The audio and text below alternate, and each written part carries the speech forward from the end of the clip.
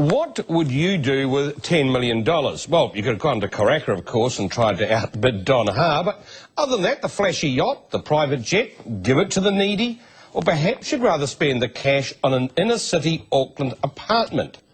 Yes, you heard right, a $10 million apartment, the largest and most expensive flat ever to come onto the market. It takes the entire top floor of the Hilton Hotel, that's of course on Prince's Wharf in Auckland, and it's being sold by David Henderson, who originally developed the wharf. So is it worth it, or is it grossly overpriced? Rawdon Christie went for a nosy. So you've got a spare 10 or 12 million in the bank, and you're after a little pied-à-terre in the city. Well, it may be the entire top floor of the Hilton, but 10 million? Hi, how are you, David? David, hi. Rawdon, nice to meet you. Come on. So this is your pokey little apartment, is it? Yes. All right. Show me around. Come and have a look. Let's start right at the top of the apartment, so, which you might say is a bow of a shop. Okay, so there's no denying it's how the other half lives. As you see, a totally spectacular view of Auckland's magnificent harbour. During the day, it gets great afternoon sun. So this is a view, I suppose? This is it. And this is what the main selling point of the apartment is, I guess? Yes. It's incredible. And there goes the tender of the future winner of the America's Cup. But it still seems like a lot to spend on a good view of the boats. Leads us back down to the formal dining area. And like every good apartment, you need a small wine cellar. How many bottles in here? Dozen or so? Dozen or so. This is a fine vintage champagne here. Oh, it's magnificent. Asti Spumante, David Henderson Champers. Well, we could try a real vintage. A bottle of 1974 Montana Cold Duck. I bet you've never heard of that.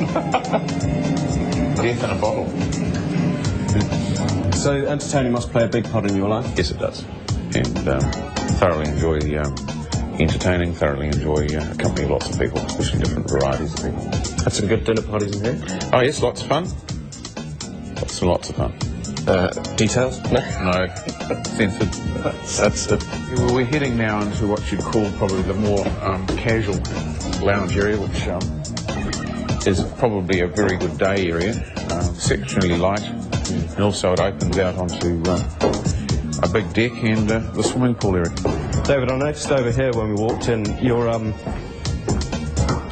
reading matter. We've got Donald Trump, we've got Bill Clinton, yeah, and you've got Wimp Walloping by Sir Bob.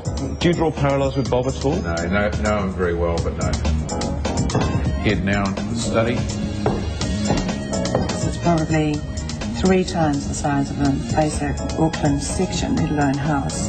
5 bedrooms, 5 bathrooms, 5 living areas, plus another room that's a gymnasium. So far as I know, it must be the biggest apartment in New Zealand and possibly the Southern Hemisphere. So how do you market something like this?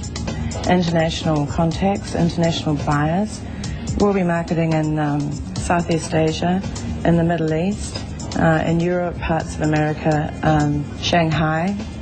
This area is designed basically for, or was designed for my teenage sons, which is totally self-contained. It has, as we'll go through, it has their own lounge and media room. An apartment within an apartment. Now that's got to be a winner when playing Who's Got the Biggest down at the local Millionaires Club. So this is the dressing room. Look at the size of this. This is like a department store. Pretty empty one, though. So this is about the same size as a small inner-city apartment. Shocking. I mean the size of a small inner-city apartment. This is the kind of casual dining area, and obviously an outdoor area. A lot of whiskies here, David. Pass.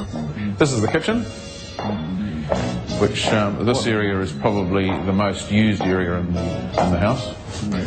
Just this sort of casual living area alone is the size of a nice apartment, isn't it, for a lot of people? Well, and sadly, that is the size of apartments in the city these days. So, you know, it's very difficult to find larger apartments that you can actually live as a family and enjoy everything that a large home offers you. Do we just not do the city living here very well? I don't think so. I just don't think there are controls enough for sizes and corridors of where apartment buildings should be built. Some would say that the problem with living in the city apartments is that you have no outdoor living, but I guess this area proves them wrong. Yes, it does, doesn't it? It's got considerable outdoor living, this apartment. So, decision time. Is it worth the 10 million? Well, to be honest, the wine cellar nearly did it for me. But then I worked out I could probably build my own in the back garden and still have enough left for an entire Fijian island.